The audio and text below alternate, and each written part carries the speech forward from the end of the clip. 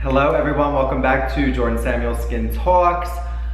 I am here with my most favorite guest and person in the skincare industry, and I know she is all of your favorite guest at Jordan Samuel Skin Talks, Miss Nerida Joy. Hi. Thank you so much for joining us again. Oh, I'm so glad to be here. I'm All so excited. the videos we've done with Nerida have been educational and informative and fun, and they're my most watched videos, and people are in love with you, as am I.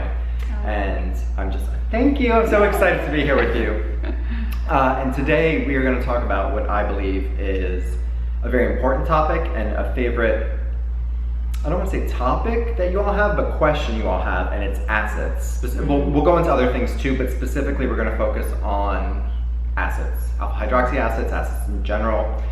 So Nerida, I really just want you to take the floor and have at it on all things acids, but sort of your philosophy on acids, issues you've seen with clients or just in general, maybe how they pair with retinols, how they don't pair with retinols depending on certain things, and just your experience with acids, and then we can lump that into exfoliants as well. Okay. And how I know you personally use stuff all week, and then so you're not doing something special at the end of the week, but I would love to hear your sort of expertise on acids. Okay, well, I use acids a lot. I'm a huge lover of acids, and I always, the thing that I always start with, and I like people to understand, is that there are different types of acids, and I always refer to the 5 main acids that I work with, which is your glycolic, your lactic, malic, tartaric, and citrus. And the reason why I mention all 5 is because it's important to understand that with acids that they're all different weight and size.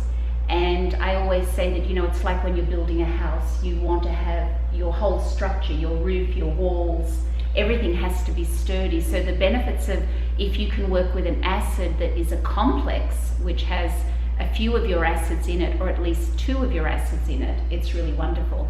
Acids, to me, they stimulate your fibroblast cells. I mean, they change your skin. If you, and we all want to stay looking younger, longer, and keep the tone in our skin, and keep our pore size small, and lighten brown spots, and lessen the depth of wrinkles, and the only way to do that is you've got to get to your fibroblast cells. A lot of ingredients don't get to fibroblast cells. They coat the skin, and they protect the skin, and they offer hydration, which is also very important.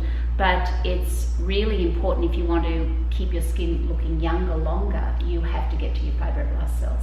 And your acids stimulate your fibroblast cells. They do all of that. They lessen the depth of a wrinkle. They change your skin. So it's really important to work with acids in your regimen at some point. Either you're using an AM or PM. And I myself use my acids every single morning. And I love it. I mean, it keeps my skin stronger. As we get older, it's really hard to keep that gravity from pulling us down. So anything that's going to lift and tighten and lighten brown spots, which of course being fair too and having freckles, I mean, all of that is so important. But so we know acids are so great for the skin in that they do all of those things: shrink pores, lessen the depth of a wrinkle, lighten brown spots, keep your skin tone firm. But also, they do act as an exfoliation on the skin. And it's sometimes, if you are regularly using an acid, then it's not necessary to use an exfoliating product on a daily basis. So I never exfoliate my skin with an exfoliant, especially I would never put granules on my skin. I find granules to be so scratchy and so irritating. And if most people could see under a really magnified lamp what a granule does to the skin and just how it scratches the skin surface, it's scary, and it's obviously something that we don't want to be doing. So granules are, for most people, a no-no anyway in my book. Right. And then the exfoliants that have a buffing effect on the epidermis, which I use a lot in my videos, a lot in my treatments, is really great for people that are surface dry. And but again, it's not as aggressive on the skin. My exfoliants have a glycolic acid in them, which is one of the most popular acids. It's the smallest molecule. It penetrates the deepest. It is, originally, in its natural form, is derived from sugar cane, but of course, in most products, it is a synthetic form of that because it tends to be not as irritating on the skin too. So sometimes synthetic is, a better way to go in a formula. And so glycolic is in an exfoliant that I use, but that's for people that are surface dry. Right. For people that have a thickening on the outer layer that need exfoliation. Lactic acid, to me, is probably one of my most favorite. Same. Because it works for everybody. It's so gentle. You can use it if you've got rosacea. You can use it if you've got capillary damage. You can use it if you're any which color in between. It doesn't matter. Whereas some of the acids, they just don't work for certain skin coloring. If you have a lot of pigment in your skin and you're quite olive, then you really have to be more careful about staying away from more the citric acid, the largest molecule, citric acid, AHA. Lactic acid is something that it's just universal. You can use it and it's extraordinary. It's used in so many products, and I really love that if you can combine it with a serum and work it that way, its delivery system of getting the actual product within the skin is really great. So I think Lactic is definitely one of my most favorite. As for the other three, neither here nor there. If they're in a product, fantastic, because they are working on different levels, different molecular size and weight, so it all works. But Lactic is my favorite. An important point I want to have everyone hear again and to bring home is the fact that you are using an acid every day. I do. But then you are not doing a separate exfoliant during the week. I am not. And I think that's really important because I think there's a lot of people out there that are using an acid, lower percentage or not, daily. And if their skin gets on with it, that's great. Yes. But then they're also doing a stronger exfoliant, plus maybe a cleanser with an acid, plus maybe a mask with, and all of a sudden I've seen in my practice that a lot of times the facial is meant correcting a broken down barrier from way too many acids. Yes. Too many products containing acids. Yes. So it was a good point what you had just said too. Something that people do is they are using a glycolic in their cleanser.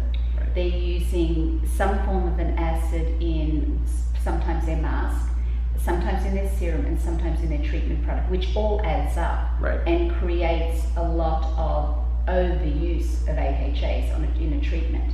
When I use my acid, it is just in my moisturizer. Right. It's not, I'm not using it in my cleanser, I'm not using it in my serums or other forms. So people need to realize that if you're using an acid on a daily basis, are you just using it in one product in your nighttime regimen, or do you have it in 3 or 4 products that you're using on your face? Because that is a problem and it's too much. And if you overuse acid, you are going to have surface dryness. You're going to get that slippery, weird skin. I know. I know exactly what you're talking about. Yeah. And you're just like, oh my God, their skin is so over-processed right now. And then you've got to get them back to basics. You've got to take them off everything. Yeah. And then you've got to get them back to basics to start building their skin up again before you can then go in and work with your acids again. So if you overdo your acids in the beginning, then you have to stop it altogether and then get your skin back to where it should be. Because a lot of people that use acids, they do too much. They just use too many acids, and then it strips the skin and the skin is no longer normal skin. And I think that is given, I didn't do that initially. I did it when I was in schooling, aesthetic school, just because of the nature of peel after peel after peel and trying different products and then now formulating a line. But I've done the same thing with my skin where I've actually gone overboard. So this topic is important to me because not only do I see it on clients, I've done it to myself. Yes. So that message is very important, I think, for everybody, is the using acids in so many products, and then it is all adding up. So be really careful and mindful of what you're using, and hopefully check in with your esthetician to make sure that you're sort of on the right program.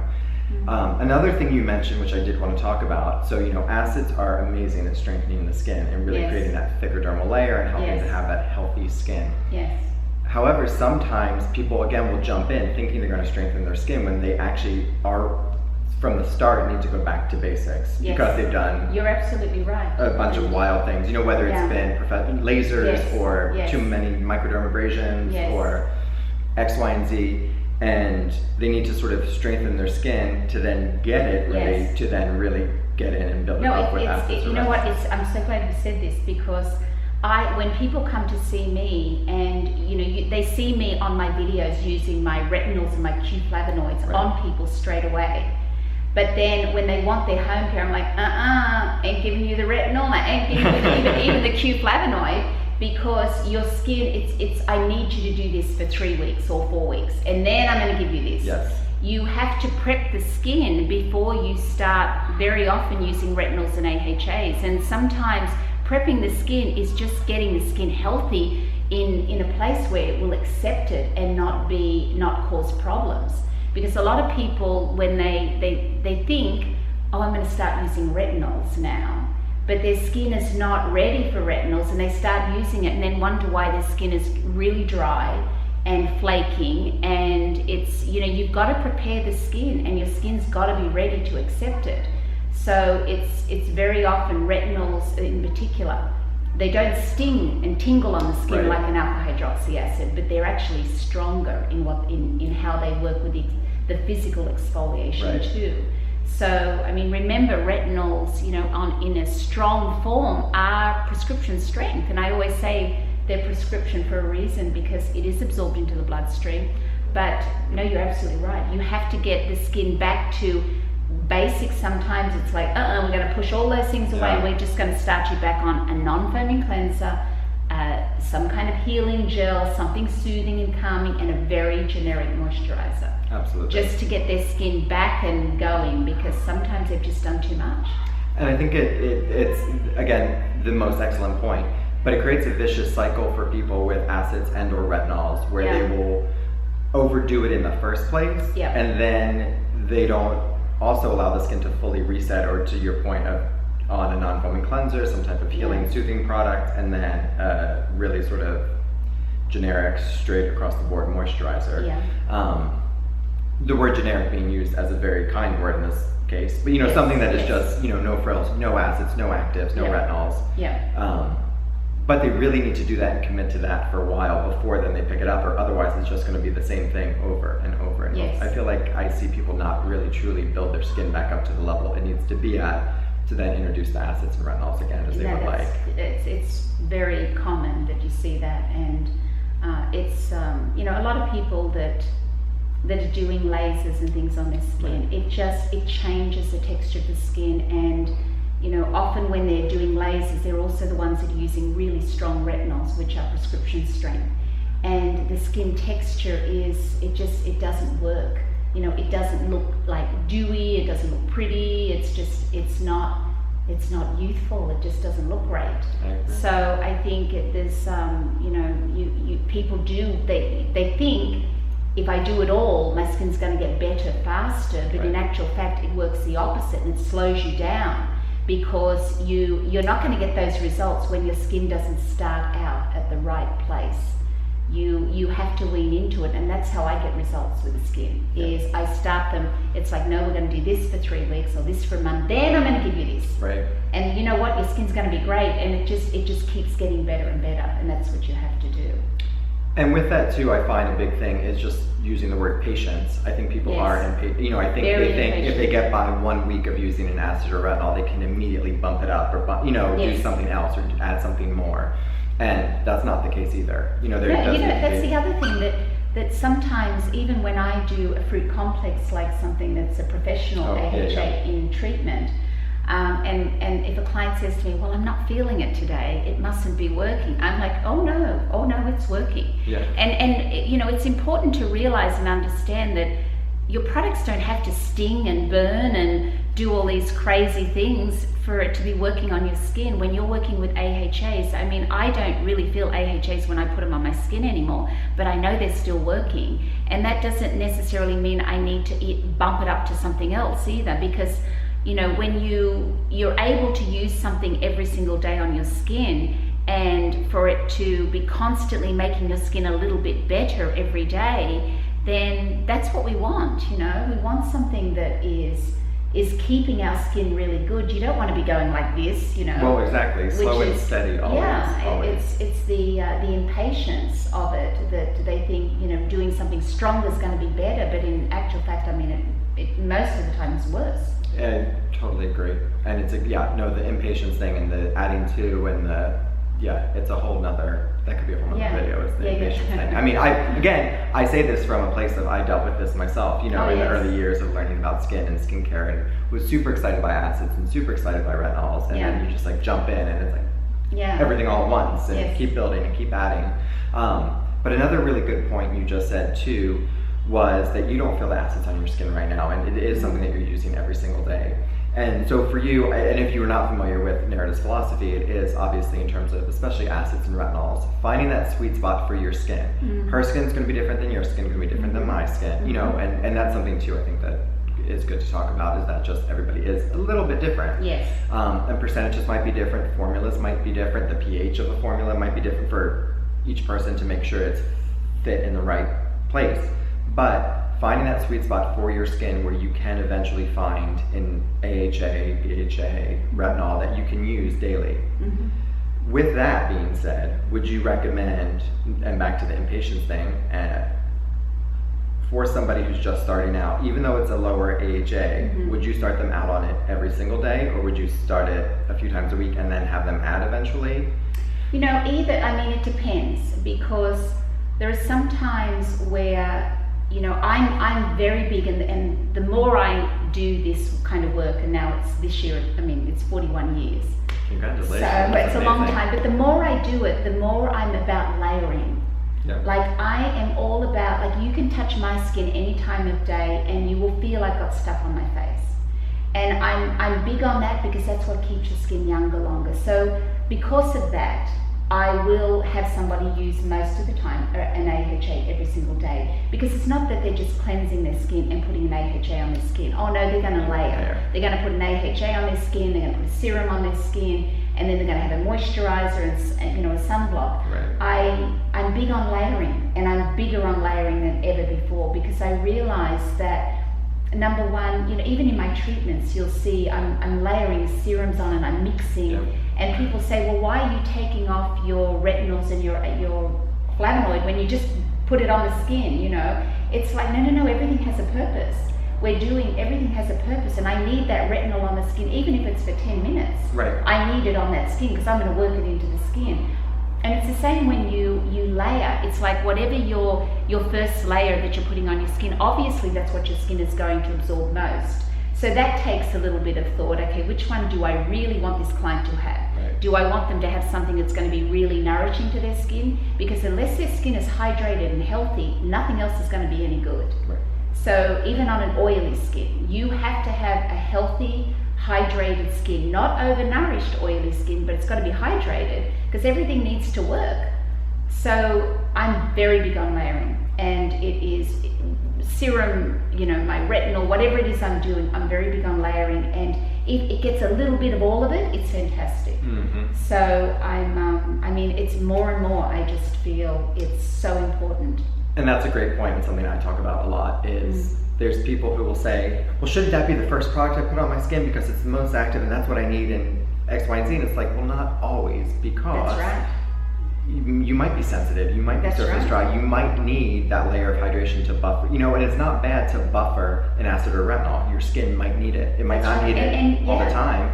But that week, that month, it might need it. And it's not like, you know, sometimes if you go too harsh with a product, it creates problems, and then guess what? You can't use it at all anymore. You've got to wait for a few weeks.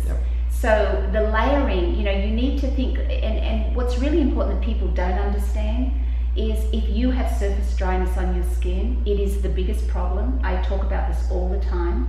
You cannot have surface dryness and work with an oily skin or a dry skin or a sensitive skin or any skin. You've got to get that skin healthy so it's not surface dry, and then you can treat the other things. So even, I just shot a video on Saturday, a very oily, problematic skin, really surface dry. And you know what? With all the pimples she had on her face, I did 0 extractions on her because I have to get her skin healthy before I can do anything. And healthy being it's got to be hydrated. So, you know, big on layering, big on hydration. And I'm not talking about like layering and caking and having that raincoat on your face where your skin can't breathe. I'm just talking about your skin being healthy and to a point where it functions properly. Because if your skin's functioning properly, everything is better. Your pore size is better. You don't have dark circles around your eyes. Your skin is healthy and dewy and pretty, and it moves when you push on it. It flexes back with a bounce. You know, it's firmer, it's tighter, it looks pretty. I mean, these are the things that are just so important. And you can't treat a skin unless it's that way. It's got to be hydrated. And you know, it's just really, can't be surface dry and it's got to be hydrated. Then you can do all kinds of things. Then magic happens, okay? It's so true though, it's magic so true. happens. I agree. And again, I come from a place of, I mean, you've seen my skin, like, it's the same thing. It's so good, by the way. Oh my God. You. She's seen it under the Maggie lamp tomorrow, so I'm nervous. Well, good, thank you. It looks good, I can see. But it's so true that getting, not surface dryness, getting the hydration there, and having skin work at an optimal level to then play with what people want to call the fun stuff, the actives, the retinols, the acids, and like you said, it's where the magic happens. Oh, it's just, it's amazing what you can do when you just hydrate the skin. You know what I mean? It's amazing what you can do when you just get rid of surface dryness, and I just see it so much. It blows my mind. I see, you know, it's like even people that come from other states that it shouldn't be. I had a woman from Jamaica yesterday who came in, and she came from a YouTube channel, and she was a little bit surface dry, you know, and this is some, you know, humid climate. Right, totally. I mean, unbelievable. But beautiful skin, beautiful, but you know, surface dry still. So stop the surface dryness, guys. You just got to stop it. Just stop drying the skin out. I know. Stop these, you know, cleansers that have got all these like foaming, you know, AHAs and stuff in it that it's just too much. It's just too much. Like that's truly like it's just too much. It sets the stage for everything. If you cleanse your skin with the wrong cleanser, and you strip it and your skin feels that tight and squeaky clean, forget anything else because you've already messed up your regimen. So the more gentle, you know, like your cleanse, I love your cleansers. Thank you. Because they, you know, they clean the skin, but they don't strip it and suck the life out of your skin. And you know, and that's what a cleansing is. 50% of your regimen. It's so important to make sure you have the right cleanser. That's one of my favorite quotes you've ever said, and you've said it before, but cleansing is 50% of your regimen. 50%. And because if you get it wrong, then the other stuff, like we talked about, is everything's wrong. And that's a very important point.